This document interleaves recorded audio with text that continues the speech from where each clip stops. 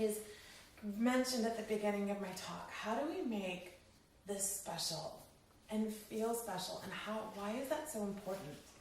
You know, I experienced that in my own life. When you can lose your health in a moment, everything is really a sacred act, and it's a marvel. So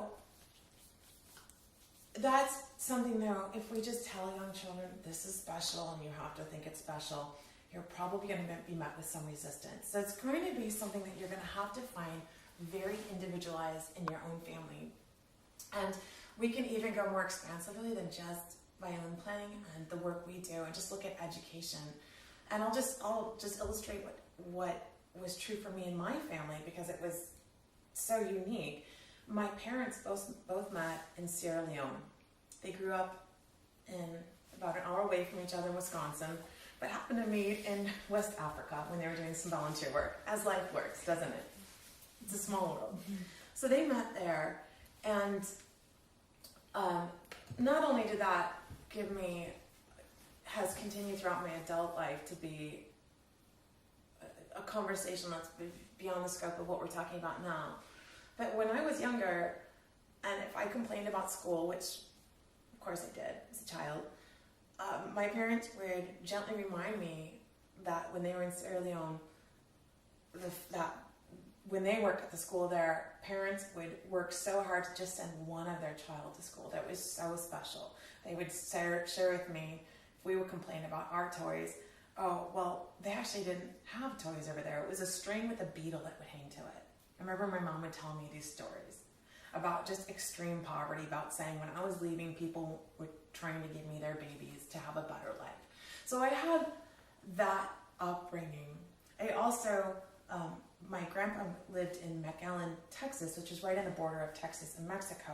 So from a young age, I would go into Mexico, and I remember these visuals are clear to me 30 years later, like they happened just before this talk. I would see kids my age without shoes in the street. I would see children begging. I would see children washing dishes in dirty water on the side of the street. And I had those questions, Mom, why are they doing that? Why are they standing in an intersection asking us to buy these gum? And, you know, those are questions that sort of spoke for themselves and give a perspective and a life view. But you can think about in your own families, how is that going to be relevant? I don't think we have to make our children feel guilty for having the privilege of education, but how can it be special? So a couple of stories about specialness right now that I love. One is Tom Sawyer. How did he get his friend Ben to do his work for him? Because whitewashing that fence, who wouldn't want to whitewash that fence? This is the funnest thing. He convinced his friends to do his work for him. I think there was like 3 coats of paint on, so he could go off and play at the river all day. So because it was so special and so magical. So what can, again, just put that seed in your head, and as parents, what can I start to do over the years, like a long-term project, right? This is a very long-term project, to really make this magical and special and feel like a special opportunity without saying this is a special opportunity and you have to treat it just such. So these are subtle things that you do behind the scenes. Now we're going to see who wins the prize. Are you ready? Eyes closed. Who will this be? Our prize winner is Emily. Emily,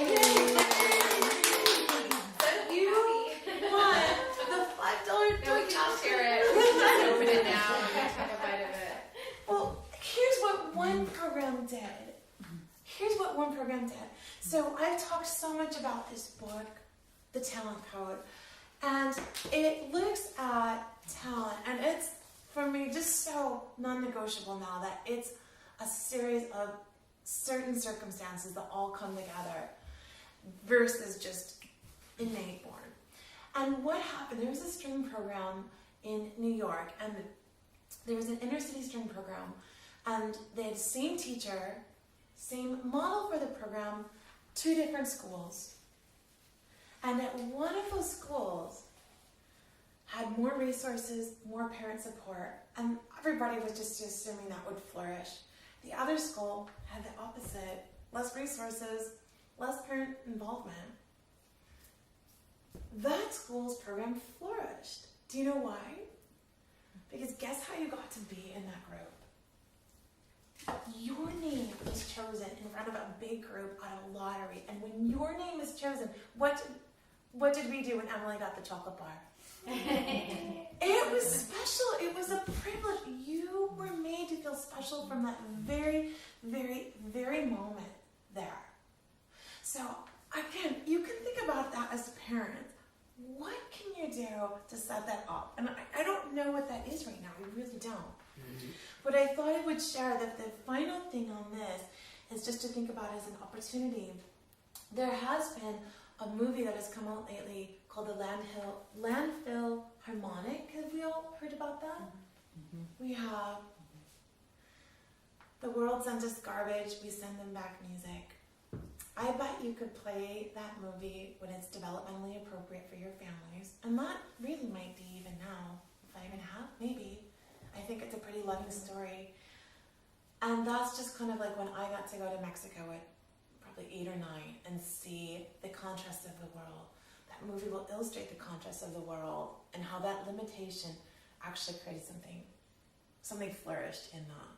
So that would be one action item I could pass home with you for that.